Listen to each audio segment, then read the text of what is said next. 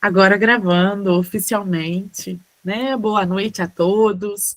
É uma alegria muito grande a gente dar início a essa série aí de mesas redondas, Unes na comunidade, nossas atividades de extensão. E hoje a gente começa o nosso bate-papo para falar sobre formação de professores. Bom, a gente sabe da importância de discutir esses temas que são centrais, que são essenciais para a nossa prática enquanto professores, enquanto docentes.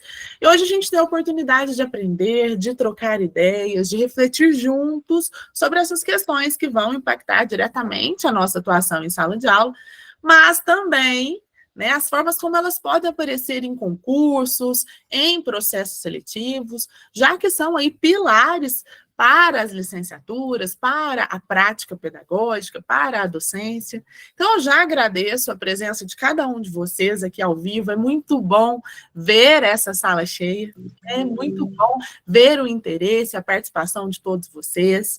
Já gostaria de agradecer principalmente a parceria, a disponibilidade das professoras Nídia, Mércia e Humberta, que vão conversar com vocês hoje. E assim, sem mais delongas, né, eu passo a palavra a elas, que vão trazer essas contribuições valiosas, que vão enriquecer ainda mais a nossa formação e também apontar esses conceitos tão importantes para aprofundamento, para estudos.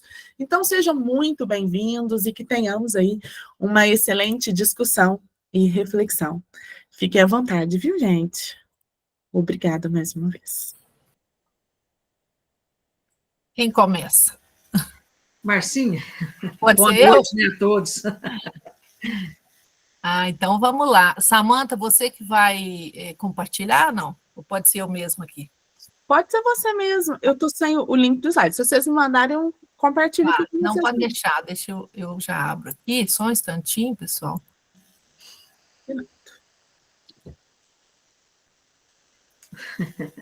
Acho que vai. Tá indo, né? Tá. Um minutinho. Tá aí.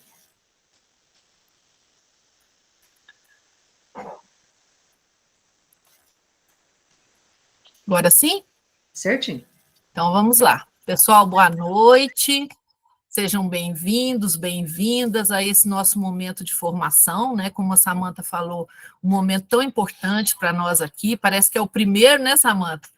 Esse momento em que a gente está compartilhando, né, aqui com a nossa comunidade interna e também com a comunidade externa. Então, já agradeço a vocês e vamos lá para a gente conversar um pouquinho, né? A minha parte aí, deixa eu só ver aqui onde eu vou passar aqui. Então, nós vamos conversar um pouquinho sobre teorias pedagógicas, didática e metodologias de ensino. Então, nós estamos fazendo uma revisão, né, de assuntos importantes para a nossa formação e também para as avaliações, para os concursos e também ENAD. E aí eu começo com esse questionamento para vocês, né? Como é que as concepções de educação vêm historicamente demarcando as práticas desenvolvidas na sala de aula? Nós sabemos, né, pessoal, que as tendências pedagógicas ou teorias de educação, concepções de educação, são influenciadas por condicionantes sociopolíticos que configuram diferentes concepções de homem, de sociedade e, consequentemente, diferentes pressupostos sobre o papel da escola, a aprendizagem, relações professor-aluno, técnicas pedagógicas, etc. O modo como os professores realizam seu trabalho, selecionam e organizam o conteúdo das matérias ou escolhem técnicas de ensino e avaliação tem a ver com pressupostos teórico-metodológicos explícita ou implicitamente. Então, aí é uma citação do Libânio, né? Então, a gente vai fazer um recorte aqui de ideias do Libânio, né, a respeito das concepções pedagógicas ou teorias, tendências pedagógicas, né?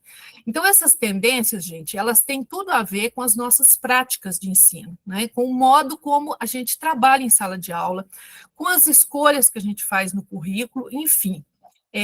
Há toda uma correlação, né, entre metodologias, teorias pedagógicas, práticas, né, e currículo. E, conforme o Libânio, né, que é a referência que a gente está utilizando aqui, ele organiza, né, ele divide essas tendências pedagógicas em dois grandes grupos, né, as tendências liberais e as tendências progressistas. O que seriam as tendências liberais? São aquelas, né, baseadas ou fundamentadas no liberalismo, né, que é a doutrina do sistema capitalista, que significa o quê? Né, a gente já estudou isso na filosofia, e a gente sabe que o liberalismo, né, é a doutrina que defende a predominância da liberdade e dos interesses individuais na sociedade. Então, essas tendências baseadas no liberalismo são aquelas, né, que estabelecem, que têm uma concepção de escola separada da sociedade, ou seja, que não considera as desigualdades, né, as contradições, é como se a escola pudesse salvar a sociedade e preparar os indivíduos para se adaptarem ao meio social. A pedagogia liberal, então, sustenta a ideia de que a escola tem por função preparar esses indivíduos para o desempenho de papéis sociais de acordo com as suas aptidões. Para isso, os indivíduos precisam aprender a adaptar-se, né, aos valores e às normas vigentes na sociedade de classes através do desenvolvimento da cultura individual. Depois a gente vai ver como é que isso se manifesta nas diferentes tendências, né? Como eu falei, não leva em conta as desigualdades de condições e a diversidade. E o que seriam as tendências progressistas, né, conforme a organização que o Libânio faz? O termo progressista, a gente sabe, né, que já tem a ver com um posicionamento crítico, né, um modo de ver a sociedade que faz críticas, né, que levanta os pontos de contradição. Então, essas tendências elas vão questionar, né, o papel da escola, questionar, por exemplo, né, as relações aí de violência simbólica e outras questões que fazem parte desse universo aí do sistema, né? Então, segundo essas teorias progressistas, né, a escola é um instrumento de luta dos professores junto com outras práticas sociais. Bom, agora, nesse infográfico aí, nós vamos ver, gente, a distribuição aí que o Libânio faz, né, dessas diferentes tendências pedagógicas dentro de cada um desses dois grupos. Então, aí na pedagogia liberal, né, a gente tem a tendência tradicional, o movimento escola novista, né, que se divide aí em tendência renovada progressivista e tendência renovada não diretiva, e também a tendência tecnicista. Então, vamos lá falar um pouquinho de cada uma, tá?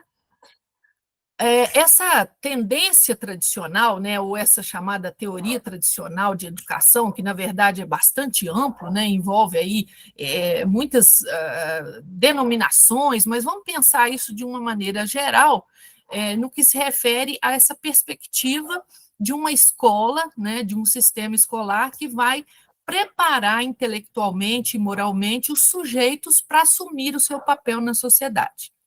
Daí vem uma série de práticas, né, de relações que são estabelecidas que a gente costuma qualificar dentro dessa chamada pedagogia tradicional.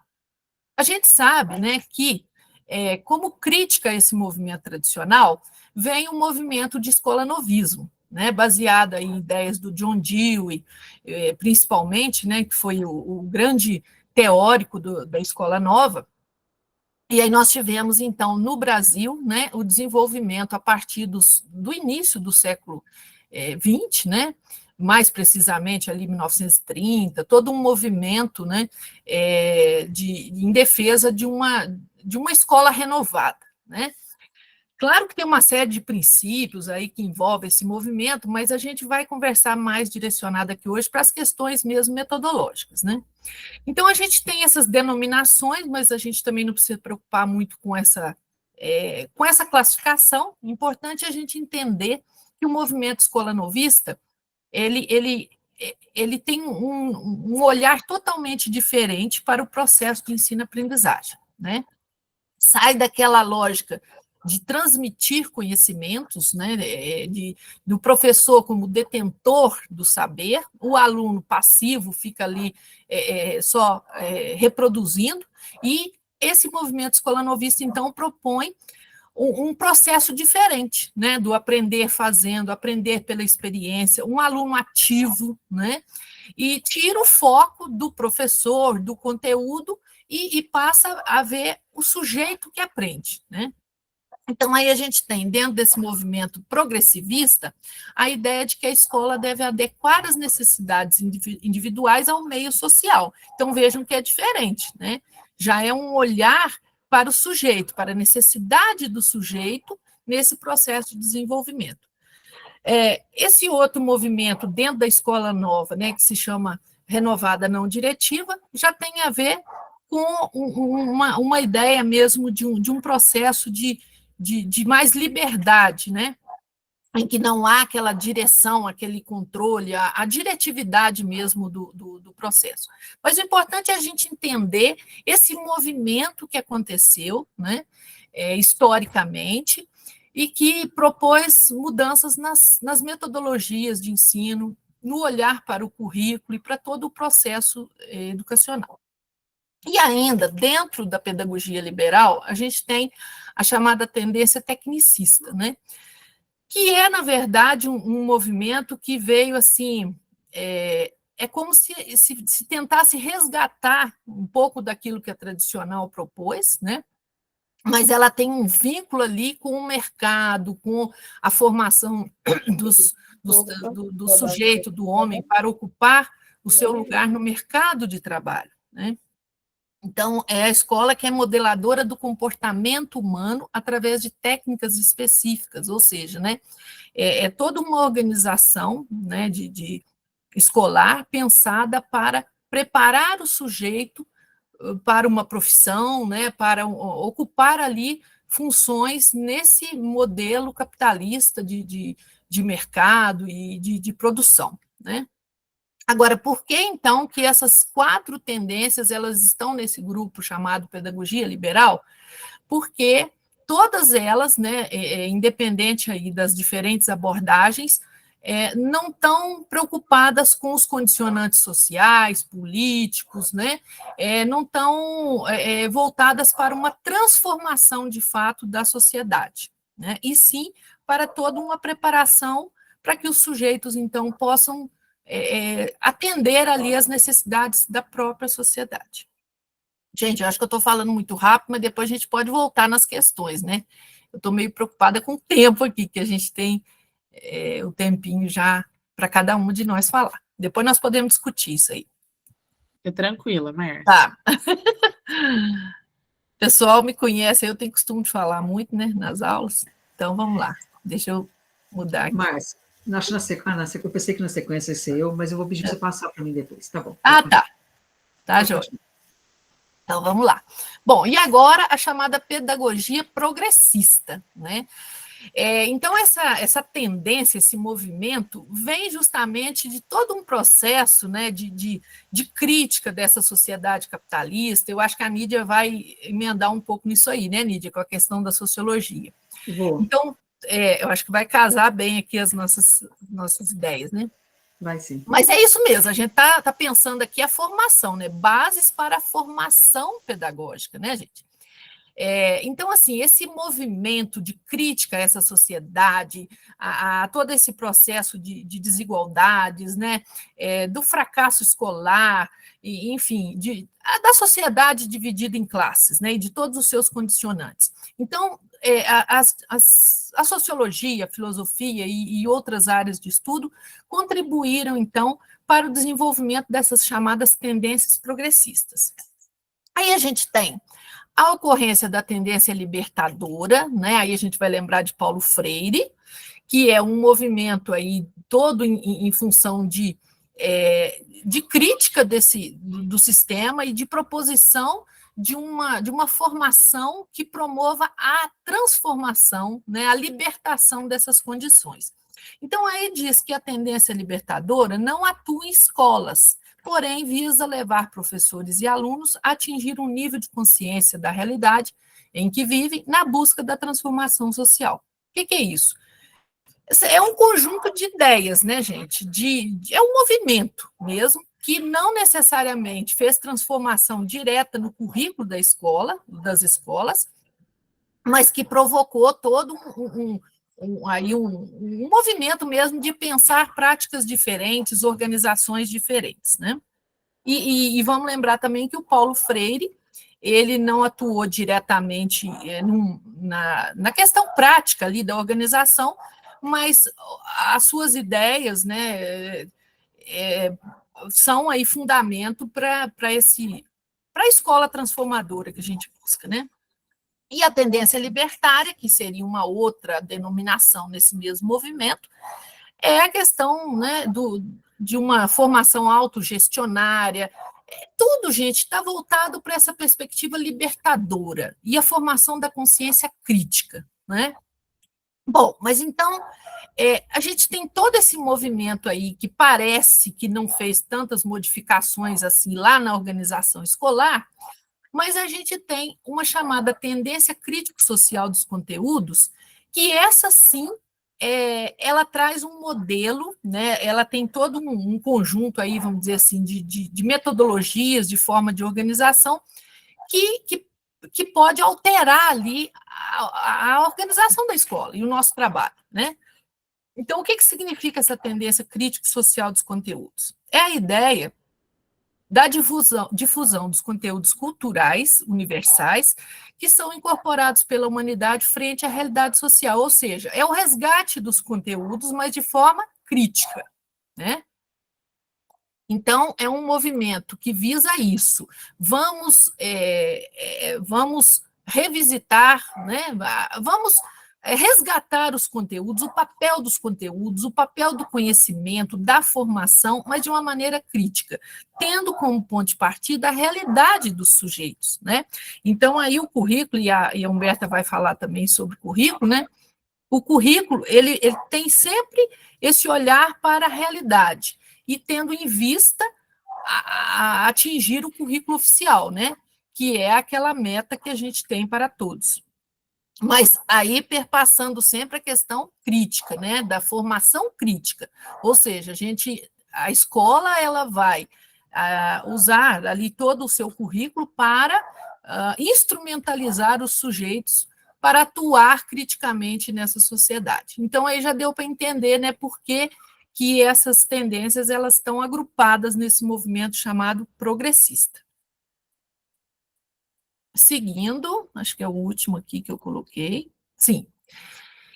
Então, qual a relação, gente, dessas tendências com as práticas de ensino? Tem tudo a ver, né? E a gente pode dizer assim que hoje parece que a gente vai encontrar um pouco de cada uma, né?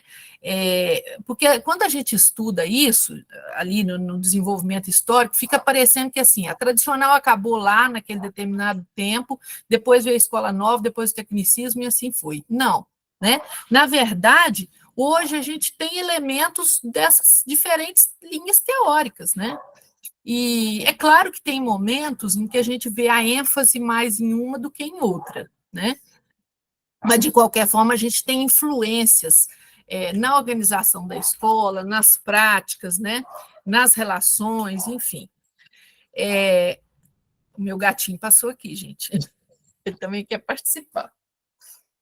Bom, então, para fechar aí, um resuminho, né? Do que seria, então, essa tendência tradicional, né? A ideia de que nós vamos transmitir conteúdos, né? Então, é a supremacia do conhecimento, dos saberes universais construídos pela humanidade. Então, o papel da escola seria repassar esses conteúdos, garantir uma formação ali, tendo o professor como detentor de todo o poder ali nesse processo, né? E o aluno passivo. Já a escola nova, então, ela vai trazer a ideia da problematização, né, do aprender fazendo, por isso o pragmatismo, né, tudo tem que ter uma aplicação prática, e o aluno é ativo. O tecnicismo já é um processo racional, né, é a racionalização dos meios, a eficiência para garantir uma formação eficiente mesmo para que esses sujeitos possam desempenhar papéis sociais. A libertadora é a provocação, é o desafio, é o diálogo, né? É a relação horizontal aí, sem ter ali o professor como mais importante, o aluno em plano secundário, não. A ideia é a horizontalidade e o diálogo. E a crítica social dos conteúdos também vai nessa linha do desafio, do diálogo, da mediação do conhecimento, da construção, e muito importante, gente, a questão da prática social, né, como ponto de partida para uma visão cada vez mais transformadora, né? Sair de uma realidade e avançar no olhar, na concepção que você tem dela e poder transformá-la. É isso. Será que eu cumpri meu tempo? Acho que sim, né? Nídia, você quer que eu vá passando? Pode, minha querida, pode passar. Então, vamos lá. Deixa eu seguir aqui. Enquanto a Márcia vai se organizando aí, né, para poder passar. Boa noite a todos, né? Um prazer vir cá conversar com vocês, né? Conversar, estar junto com as minhas amigas, né? Que são amigas de trabalho, pessoas que a gente admira tanto, né? Mas vamos lá. Eu vou fazer eu vou dar uma circulada, né? É complicado a gente falar de filosofia, sociologia e a relação das políticas públicas, mas dá para a gente, assim, em um tempo pequeno. É claro que nós podemos, né, num momento oportuno, ou um pouquinho mais adiante, voltar a falar de uma forma mais pontuada e trazendo algumas questões. Márcia pontua de uma forma bem interessante, né? E praticamente tudo que a Márcia comentou está, assim, sedimentado dentro das organizações filosóficas. Primeiro que a filosofia vai falar, né, pode passar, tá, Márcia? Primeiro que a filosofia vai falar de uma questão muito importante, que é essa ideia de pensar o propósito da educação. Márcia, quando ela fala, né, dessa transição, porque isso é uma transição histórica, né, pensando nas organizações, e a filosofia também tem disso. Então, quando a gente fala de filosofia, quando nós vamos para concurso, né, ou nós vamos lá no ENAD, e nós precisamos, né, de pensar o conteúdo de filosofia, a primeira coisa que nós estamos falando é da natureza do conhecimento. Então, na verdade, assim, a filosofia, ela começa naquele berço ali com o Sócrates. Dentro do berço socrático, nós pegamos duas linhas, na verdade, no passado, né, foi trabalhado com duas linhas, uma linha idealista e uma linha realista, né? A idealista, que é a linha do Platão, e a ideia realista, que é a ideia do Aristóteles. Então, essas duas vertentes de pensamento, elas vão trabalhar, uma hora uma sustenta um pouco mais, outra hora outra sustenta um pouco mais, porém, no que nós estamos vivendo na atualidade, nós estamos trabalhando com as ideias filosóficas dentro de processos organizativos, né, galgados, ou então sedimentados nas ideias do Vygotsky. Então, a nossa educação, o nosso processo todo de pensar as nossas organizações, até mesmo a nossa LDB, a Lei de Diretrizes e Bases que nós estamos vivenciando hoje, né, é a segunda Lei de Diretrizes e Bases no Brasil. O pessoal tem hábito de falar que são 3, né, mas não são, são 2 só, porque a de 1900, na verdade, nós temos a 4.024, né, que é a de 61, depois nós temos a de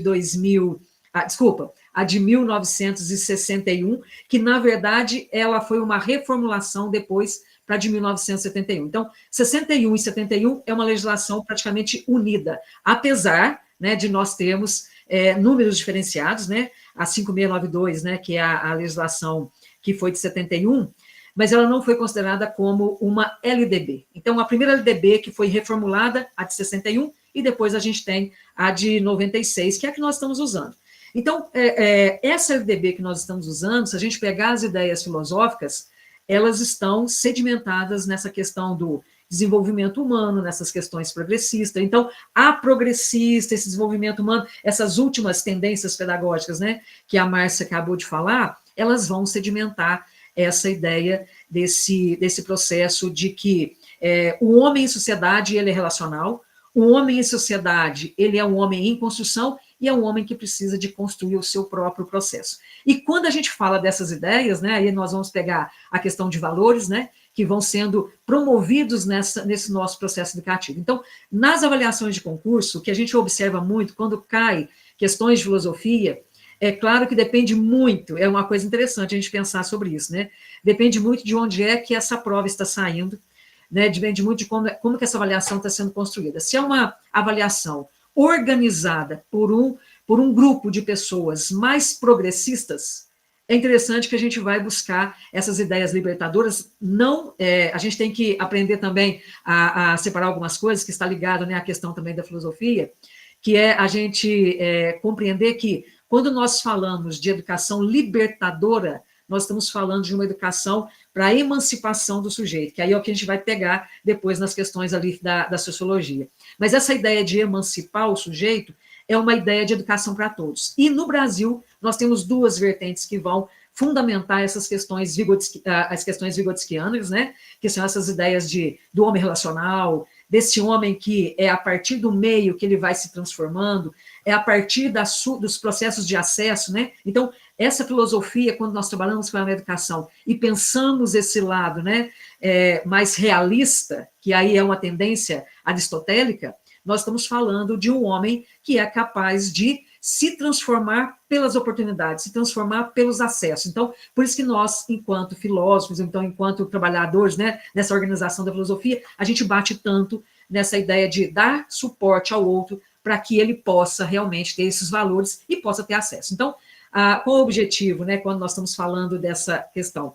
Nós estamos falando, então, dessa ajuda de definir objetivos e valores para essa educação que deve promover, né, a formação ética, o desenvolvimento intelectual e a preparação para a vida em sociedade. Então, a filosofia atual, né, pautada ou sedimentada dentro das questões desse valor, né, voltado para os processos de organização progressista, que é a nossa LDB, a nossa Lei de Diretrizes e Bases, a de 96, né, a 9394 de 96, ela tem isso, né? Então, ela vai realmente sustentar esse homem. Então, é um homem que tem liberdade de acesso, é um homem que precisa de ter também o acesso, é um homem que precisa de ser emancipado, mas essa emancipação é todo um conjunto, né, organizativo de Estado para que realmente isso aconteça. E quando nós falamos de Estado, nós estamos falando de uma questão maior, eu não estou falando de governança, que aí existe uma diferenciação também nessa questão. E aí os métodos de ensino, né, as perspectivas também vão sendo pautadas nessa questão da filosofia, né,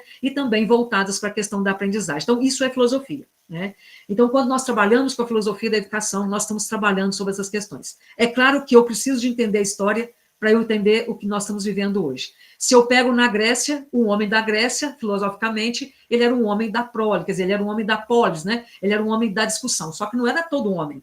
Era um homem que tinha acesso às organizações sociais. Então, eram né, os dirigentes, eram as pessoas, os homens, né, e as pessoas que tinham posses. Então, esses eram os que tinham acesso. Quando a gente chega na Idade Medieval, quem é que sustenta, quem é que manda nesse processo? São os reis, né, são as pessoas que eram ali, os reis, as rainhas, as pessoas da corte. Né? Então, nós temos essas questões. Quando nós passamos para a Idade Medieval, nós temos ali toda uma mudança. E aí o homem começa a voltar, né? Então, aquela ideia do homem voltar a ter as rédeas das suas coisas nas suas próprias mãos. Então, isso é muito importante quando a gente vai trabalhando com isso. Aí a gente tem os processos renascentistas, nós temos os processos iluministas, né? Nós temos agora a Idade Moderna, que a gente está falando de idade pós-moderna, mas nós não estamos ainda a gente não passou essa idade, então nós estamos ainda galgando dentro das organizações da Idade Moderna. Gente, estou falando rapidão, mas é para poder dar uma ideia de muita coisa, e depois, quando vocês forem ouvir, vocês tentem pôr no lentinho aí, não sei se tem jeito, né? Mas eu vou falar bastante coisa, e assim, ouçam depois algumas vezes, para poder entender um pouco dessas questões. Mas eu acho que isso é válido. Eu estou fazendo um resumão, tá? Então, eu acho isso importante. E aí, quando a gente vem para a questão dos critérios de avaliação, nós vamos falar da ideia da eficácia da educação, o papel dos educadores. Então, quando nós estamos falando disso, nós estamos entrando para tempos atuais, nas ideias, né, hoje filosófica, que é a ideia de competências e habilidades. Né? Até há pouco tempo atrás, nós trabalhávamos com a ideia do sujeito, que ele tinha que... Nós trabalhávamos com as ideias dos conteúdos, né? Hoje nós usamos o conteúdo para poder fazer com que esse sujeito realmente desenvolva, além do conhecimento do que o homem, né, elaborou durante muitos anos, a gente tem hoje a ideia de competência para trabalhar com as ideias de habilidade. Então, o sujeito hoje é o sujeito do fazer, né? Pode passar, Márcio, fazendo favor. E aí, nós caímos na sociologia. A sociologia tem uma ligação muito forte com a filosofia. né? Então, aqui, na sociologia, eu falei um pouquinho, né, de alguns autores, é claro que são muitos outros. Eu não falei nada do John Dewey, né, que é um autor extremamente importante, quando vai começar as ideias, né, progressistas, isso do processo filosófico, né? As ideias progressistas começam com a Escola Nova. A Escola Nova, na verdade, um dos problemas dela é que ela não se preocupou desse homem em sociedade, mas ela se preocupava com o homem preparado para o fazer, o homem preparado para a elaboração, o homem que pensava, o homem que refletia, mas um problema da Escola Nova é que ela não se preocupou de trabalhar em conjunto com as questões sociais que o Bourdieu fala. Aí nós vamos entrar em algumas questões ali da sociologia. Na sociologia a gente tem os clássicos, e além dos clássicos a gente tem uma quantidade de outros, né? Mas eu vou trabalhar um pouquinho com os clássicos e depois eu entro nas organizações ali do Bourdieu, que eu acho que é muito importante, né? Mas nos clássicos a gente tem o a gente tem o Emile Durkheim, nós temos o Karl Marx e nós temos o Max, né? Quer dizer, o Max Weber, né? Então, esses três, eles vão trabalhar com questões muito importantes. Karl Marx faz uma junção do pensamento do Max Weber e do Emile Durkheim, né, do Durkheim. Então, o Emile Durkheim, ele pensa que a sociedade, e talvez esteja muito ligada às questões que nós vivemos, né, que é um pouco, assim, representa um pouco da sociedade brasileira, né, e de alguns outros países mais emergentes, porque, infelizmente, a nossa sociedade é uma sociedade coerciva, é uma sociedade que existe diferença de classe muito acentuada, né? A gente sempre teve muita noção disso, mas agora, né, recentemente, a gente percebeu isso com muita abrangência. Então, quando ele fala dessa questão do fato social, quer dizer, é o fato social da sociedade que faz com que a gente comece a entender como que nós trabalhamos o tempo todo à mercê de uma sociedade. A Márcia falou, né, na questão desse homem, algum tempo, né, que nós trabalhamos com a ideia de formar esse homem à mercê das organizações sociais, né? Então, nós realmente tivemos, né, um bom tempo com esse processo, daquele homem que era preparado para poder atender a uma necessidade social, não um homem preparado para poder ser um cidadão. Hoje nós estamos com a ideia de um homem cidadão. A nossa LDB hoje é a formação de um homem cidadão. Esse homem cidadão, ele está muito ligado às questões do Karl Marx, porque o Karl Marx ele vai realmente, assim, ele vai em desacordo por completo da questão das mais-valias, né, do processo dessa sociedade que o sujeito, muitas vezes, ele está no laboral, mas ele não tem noção que aquele laboral dele está sendo lesado em muitas questões, né, e hoje nós estamos trabalhando com esse homem. É claro que outras complicações sociais vão aparecer, nós já estamos vivendo ela, os sociólogos já começaram, né, a discutir sobre isso também, o mundo do trabalho hoje, a questão da mão de obra não tão fácil, né, como nós tínhamos, né, há pouco tempo atrás, e outros fatores, que a gente depois pode, em outro momento, discutir. Mas isso é importante. E aí a gente tem o Max Weber. O Max Weber vai falar do ato social, que talvez seja uma questão do ideal que a gente muitas vezes não consegue fazer no Brasil. Europa tem um pouco desse sentido,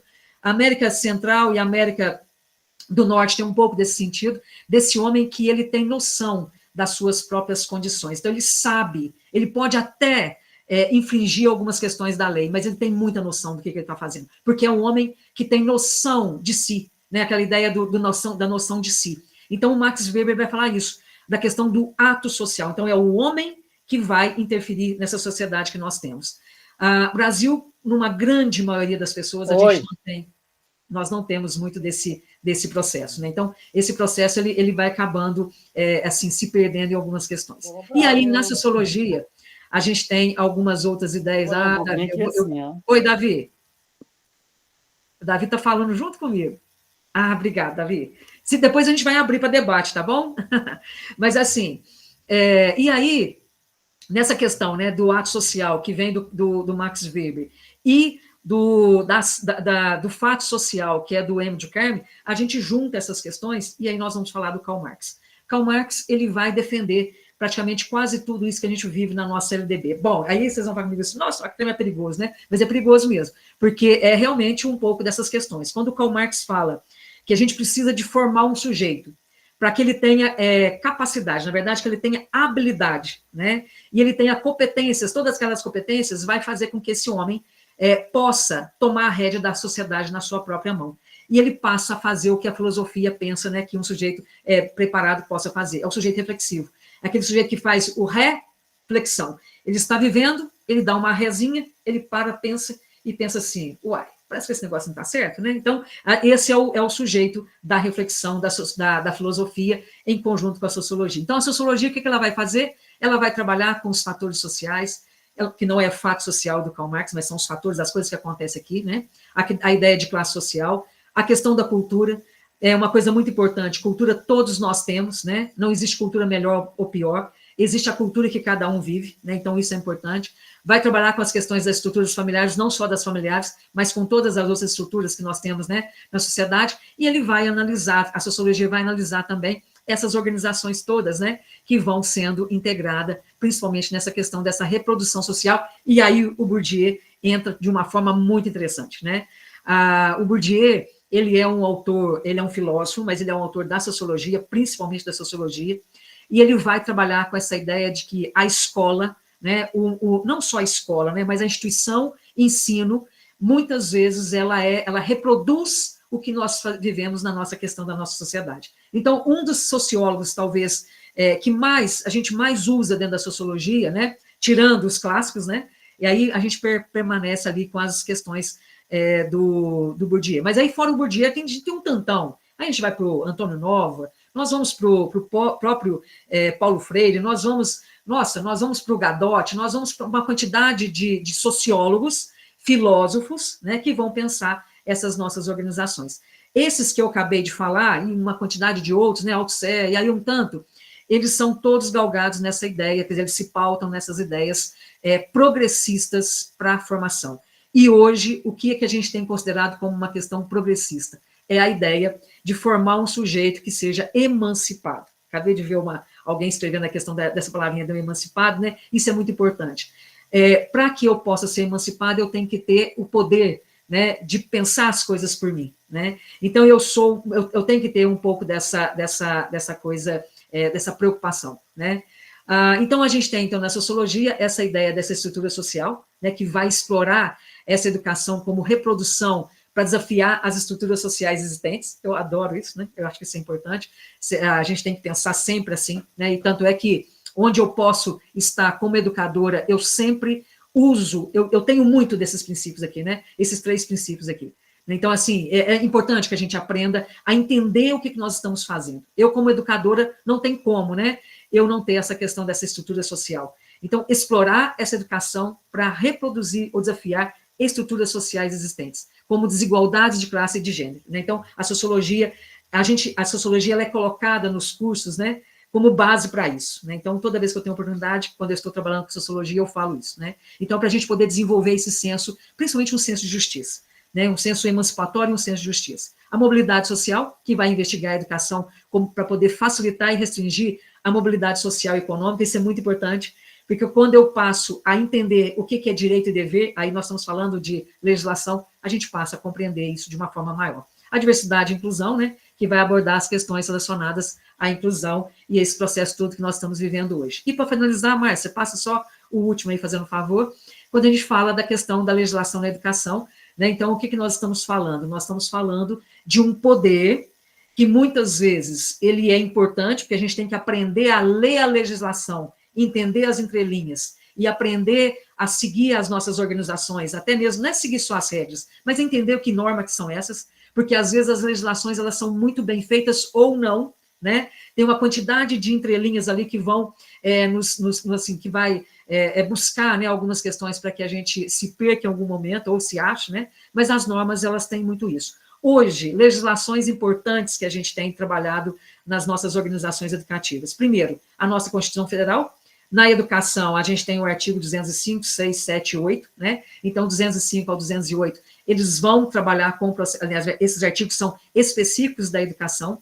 A LDB está dentro desses artigos, escrito de uma forma mais, assim, com mais propriedade, mas a nossa LDB é uma tradução desses 4, né, desses 4 artigos que eu falei, que é o 5, 6, o 7 e o 8, né, 205 e até o 208. Tem outras questões ali que vai pegar no 11, no 12, também vai buscar questões educacionais, só que a LDB ela está galgada ali dentro, né?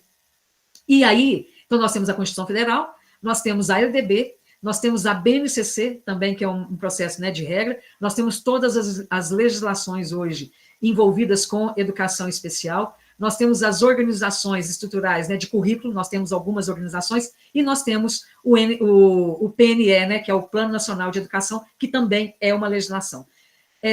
Tem outras que são agregadas a esse processo, uma quantidade de outras, né, que são agregadas, mas esses talvez...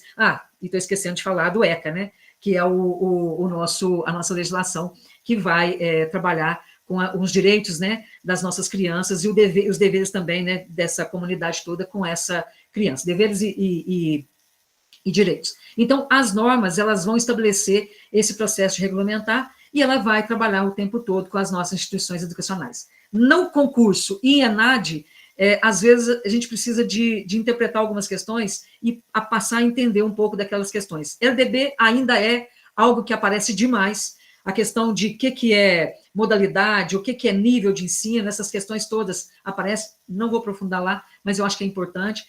Quais são, né, os processos hoje de organização do nosso processo de conhecimento. E para finalizar, Márcia, a última mesmo, né, que é a última que eu tenho aí, que é uma que vai falar sobre como é que essas relações entre as áreas, né? Então, a influência mútua, a filosofia e a sociologia, ela tem muito disso, né? De trabalhar esse aspecto legal para poder implantar as nossas organizações, né, de legislação. Então, é a partir delas que as legislações acontecem, né? A formação política é tão importante, a filosofia, né, e a sociologia vai também fazer essa linha, e nós temos a questão das práticas da legislação, que é tão importante. Então, é a partir das práticas que nós vamos reformulando o nosso modo de estar nas nossas organizações sociais.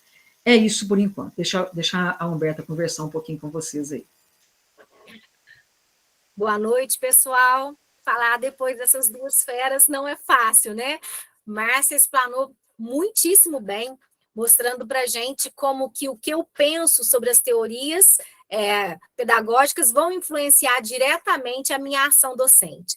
Nídia fez uma mágica. Ela conseguiu pegar a história da educação, filosofia, sociologia e políticas públicas e trazer para a gente, neste movimento, amarrando, deixando redondinho aqui para mim. E agora, a gente chega na questão do currículo, né? A questão de currículo, planejamento e avaliação. O que eu acho importante da gente considerar aqui?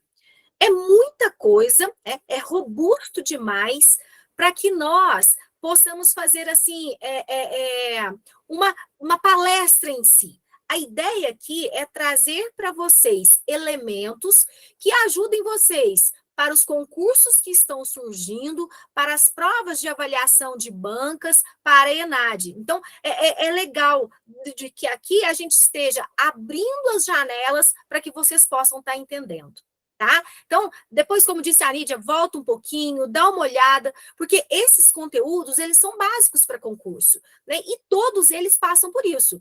Teorias pedagógicas caem em quase todos os concursos. Essa questão dos filósofos da filosofia clássica, dos movimentos progressistas, de transformação, de Durkheim, de Bourdieu, Althusser, não interessa se eu sou direita ou se eu sou esquerda. O que interessa é que eu preciso conhecer os conceitos, porque na hora da prova eu tenho que entender o que eles estão falando. Então, a nossa ideia é trazer essas reflexões aqui para vocês, trazer um repertório para, na hora que vocês forem analisar a questão, vocês terem condições de fazer uma reflexão crítica e ir lá marcar certinho a resposta. Bom, e quando a gente fala de tudo isso, né, quando a gente pensa nas teorias pedagógicas, elas vão refletir na docência que eu exerço. Quando eu penso no que vem a ser os objetos da filosofia da educação, elas vão trazer o que eu penso sobre conhecimento, sobre os movimentos dessa filosofia, vão influenciar diretamente na prática desse docente. Os movimentos sociais, as tendências pedagógicas vão também influenciar na nossa ação. E aí, o que traz, o que se molda a partir disso? Um currículo. Então, quando a gente pensa nesse currículo, né, o que a gente tem que saber hoje? O que é importante? Será que a educação de 1960, de 1980, de 2000, é a mesma para o século XXI, no ano de 2024, 2025? Então, a primeira coisa é a gente entender o que a gente precisa saber hoje. Nós saímos de um movimento de uma educação que era conteudista, que era muita coisa, para uma educação voltada para as competências. para a capacidade, a habilidade do sujeito. Então, é importante a gente entender esse processo. E como que ele acontece? Pode passar, Márcia, por favor. Bom, o currículo é o espaço, é o locus onde tudo isso se solidifica. Porque, vejam bem, o currículo, a origem da palavra currículo é corrida. Quando que surge essa preocupação com o currículo? Lá no começo do século XX, lá nos Estados Unidos, foi chegando gente de todos os lugares, né? Os Estados Unidos estava crescendo muito, e eles observaram que eles estavam perdendo a identidade americana. Ficaram muito preocupados. Opa, peraí, como que nós vamos fazer para resgatar essa identidade americana que nós temos? Então, surge daí os estudos em relação ao currículo. Então, eles começam a perceber que pensar num currículo, construir um currículo, vai influenciar diretamente na identidade de um povo. Então, surge daí essa preocupação, e esse currículo que vem do latim, que é a corrida, ela passa a ser considerada como um percurso que é estabelecido, que as pessoas vão trilhar. Né? É a organização de um estudo, de um curso, e a partir daí existe todo um movimento para entender o que vem a ser currículo. Pode passar.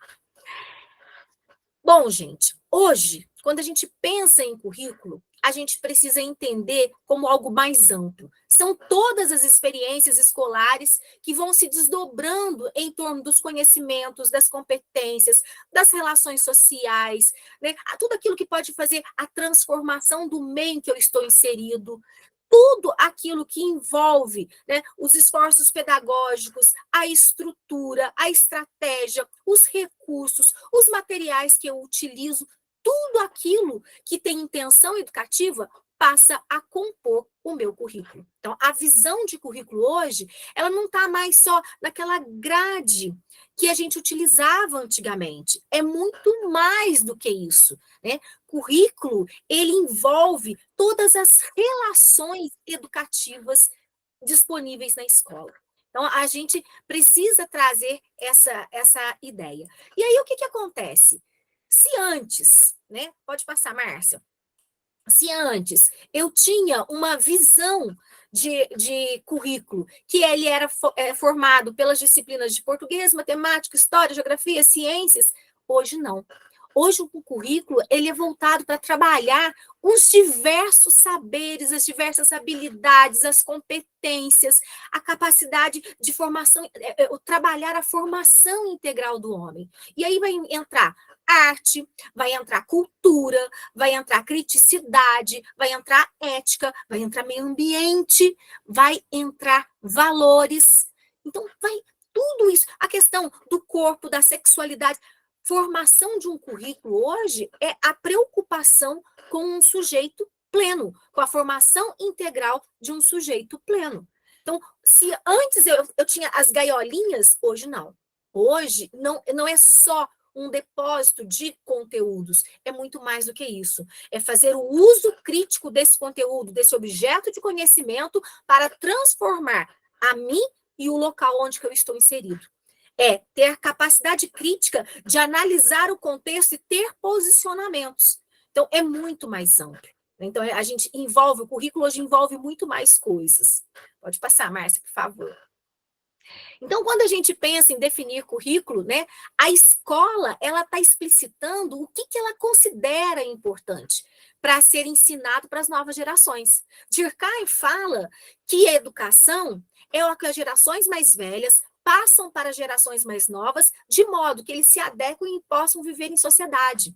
Então, vejam bem, é o currículo que prepara isso. Né? Lá nos Estados Unidos, lá no comecinho do século XX, eles tiveram essa preocupação. Eles compreenderam que é o currículo que vai formar essa população. Então, se a gente tem hoje uma sociedade, né, que não está nem um pouquinho preocupada com a água nossa que está acabando, com a seca que nós estamos vivendo, com as mudanças climáticas, muito de nossas preocupações é que nós não cumprimos o nosso papel enquanto educação. Porque se nós não cuidarmos do nosso planeta, o que será dele? Então, vejam bem, não adianta eu querer falar assim, não, isso não é problema, sempre foi assim. Não, gente. Hoje o homem tem tecnologia que não existia antigamente. Ele consegue retirar do planeta muito mais do que ele dá para esse planeta. Enquanto que ele consegue ser sustentável. Então, essa formação, ela tem que estar dentro de um processo curricular, essa preocupação de formar esse homem integral que preocupa, né, com o seu local, com o seu global, é necessário estar ali naquele currículo, estar pensando sobre isso. Em relação à cultura e tudo mais. Pode passar, fazendo favor. E aí, eu acho que eu coloquei algumas coisinhas que eu acho que são bem legais de vocês pensarem quando forem fazer uma prova, quando vocês forem fazer algum processo avaliativo, banca. Quando eu penso em currículo, a primeira coisa, não existe currículo neutro. Todas as vezes que eu me deparo com situações que colocam a neutralidade de um currículo, é mentira, porque nenhum currículo é neutro. Quando eu penso na questão de um currículo homogêneo, igual para todos, também não é homogêneo, né? Nós temos uma diversidade cultural, nós precisamos considerar, né, que apesar da legislação falar que a igualdade, dar igualdade de condições para todos, se eu não tiver a equidade, que é pensar a atender as diferenças no processo educacional, eu nunca vou conseguir a igualdade, porque a equidade é a base de qualquer processo de igualdade. Então, não é homogêneo. E sempre eu preciso entender o currículo como um processo de seleção que acontece dentro de uma cultura. Por que é um processo de seleção? Porque ali houve uma disputa, né? Sempre que eu tenho currículo, a Base Nacional Comum Curricular, ela foi uma disputa, foi feita com consulta pública e ela teve 3 versões. Então, a BNCC, que sai em 2017, ela teve 3 versões, e ali teve embates de grupos que se posicionavam a favor ou contra determinados componentes curriculares. Né? Então, isso é importante a gente entender, que o currículo não é neutro, ele não é homogêneo, ele precisa sempre considerar a ideia da diversidade e existe um processo de seleção dos saberes dentro da cultura. Obrigada. Pode passar. E aí vem a Base Nacional Comum Curricular, né? Que eu acho que é muito importante da gente entender que é o resultado, né, dessa consulta pública que vinha, né? Nós tínhamos aí uma legislação da Constituição Federal que estabelecia que tinha que ter conteúdos mínimos, nós tínhamos a Lei de Diretrizes e Bases da Educação Nacional que estabelecia que tinha que ter conteúdos mínimos, nós tínhamos o Plano Nacional de Educação, todos indicavam a necessidade de ter um documento que estabelecesse o que fosse básico, o que fosse conteúdos, né, que naquela a gente usava a palavra conteúdos mínimos, para poder inserir tudo isso dentro do processo educacional. Aí o que acontece? Esse documento foi constituído, elaborado, com consulta em todo o Brasil, teve um movimento, uma participação, e foi criado esse documento, né, que traz os conhecimentos essenciais que todos os alunos da educação básica têm direito de aprender em qualquer lugar do país. Então, tem os direitos de aprendizagem, tem as competências básicas de cada componente curricular, tem os objetos de conhecimento e as habilidades. Então, é isso que a Base Nacional Comum Curricular traz para a gente. Humberto, a Base Nacional é um currículo? Não, ela é um documento que orienta a construção dos currículos. Porque, vejam bem, eu tenho o que é nacional, mas os aspectos que são locais e regionais, a escola e os sistemas deverão inserir. Agora, é importante que vocês entendam que quando eu falo em Base Nacional Comum Curricular, ela é obrigatória. Primeiro ano tem que trabalhar aquelas habilidades. Segundo ano, terceiro ano, quarto ano. Eu posso trocar? Não, eu não posso trocar. Porque ela é obrigatória em escolas públicas e privadas. Eu posso ir além, mas eu não posso trocar. Tá? Eu não posso inverter totalmente ali, porque são conteúdos, objetos de conhecimentos básicos, habilidades que deverão ser desenvolvidas ao final de toda a educação básica. Então, é importante vocês entenderem isso. Tá? E a gente precisa compreender que a Base Nacional Comum Curricular é uma política de Estado, não é de governo. O que significa isso? aqui não é um governo entra, um governo sai e acaba mudando tudo. Não, é um processo. Então, essa base nacional ela foi discutida, foi implementada em 2017 e ela está sendo constituída ali dentro da escola. Pode passar, fazendo favor. E aí a gente tem esse currículo, ele vai gerar o quê? Os planejamentos de ensino. Quando eu falo em planejamento de ensino, a gente precisa entender que o planejamento e o plano são coisas diferentes. Na verdade, o planejamento é um processo, enquanto que o plano é o resultado desse processo. O planejamento é quando eu sento e eu começo a preparar, prever, né, o que eu vou trabalhar, quais são os objetivos que eu tenho ali para cumprir, quais são as habilidades que eu quero alcançar, quais são as competências que o meu aluno precisa desenvolver. E aí eu começo a organizar, né, quais serão as estratégias de ensino, quais serão os recursos de ensino que eu vou utilizar, como que eu vou fazer esse processo de avaliar se o aluno aprendeu ou não. Então, tudo isso compõe o meu planejamento, mas o plano é o registro.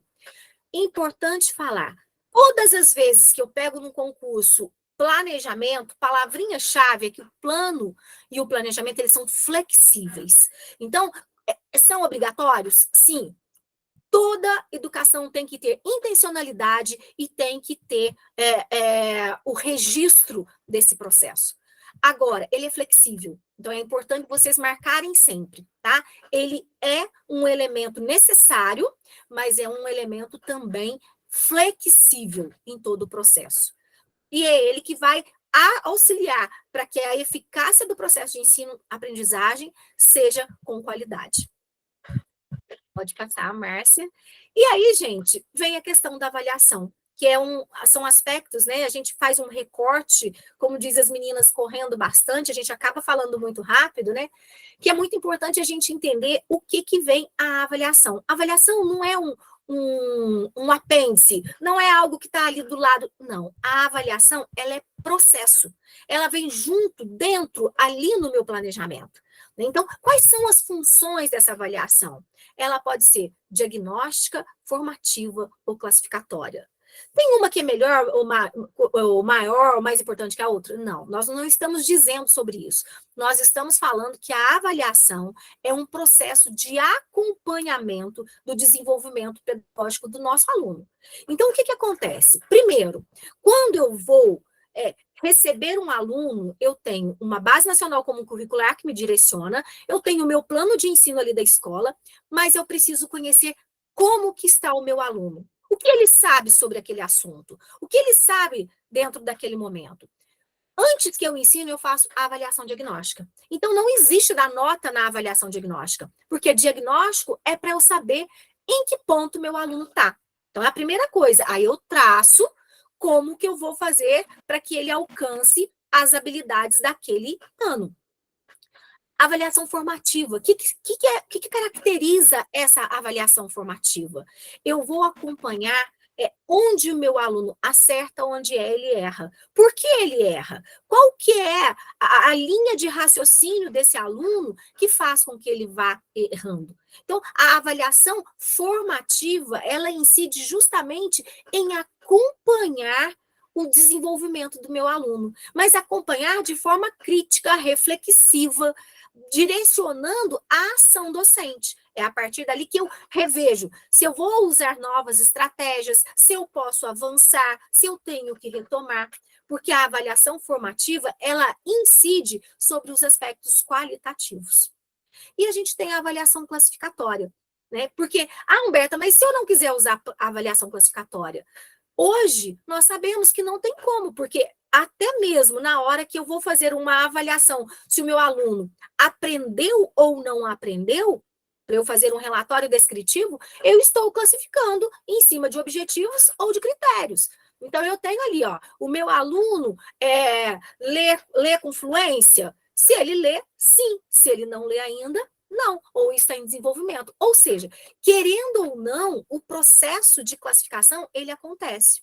O que a gente tem que entender é que a legislação direciona para que os aspectos qualitativos sejam maiores que os quantitativos, sejam mais importantes que os quantitativos. Então, eu vou avaliar o meu aluno em cima dos aspectos qualitativos, tendo sempre esse princípio, acompanhar o processo e avaliar o meu aluno. Bom, pessoal, eu vejo que a gente busca, né, fazer esse amarradinho para vocês, né, e é importante que vocês tirem as ideias básicas para que vocês possam, na hora de fazer as provas, eu sempre brinco, não adianta nada o que eu penso, na verdade é o que a prova está me solicitando. Então, quanto mais visão eu tenho, mais amplo eu fico, mais criticidade eu tenho para fazer a prova. Então, é importante a gente estar entendendo sobre isso.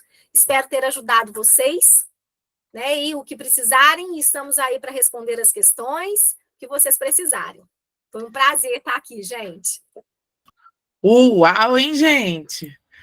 Quanto conhecimento, quanta informação, muita coisa que a gente precisa realmente buscar, até mesmo se aprofundar, né? Quem às vezes tiver aí com algum conceito que esteja vago, alguma coisa, elas amarraram muito bem, trouxeram tudo isso para cá, para que vocês possam aí estar cada vez mais preparados para as provas e tudo mais, né? Então, eu gostaria de agradecer todo mundo pela participação, aqui pelos comentários. Surgiram algumas perguntas nas falas anteriores, mas eu acho que a Humberta amarrou, né, as perguntas que surgiram ali, né? Então, são valiosas contribuições que nós tivemos aí ao longo desse bate-papo.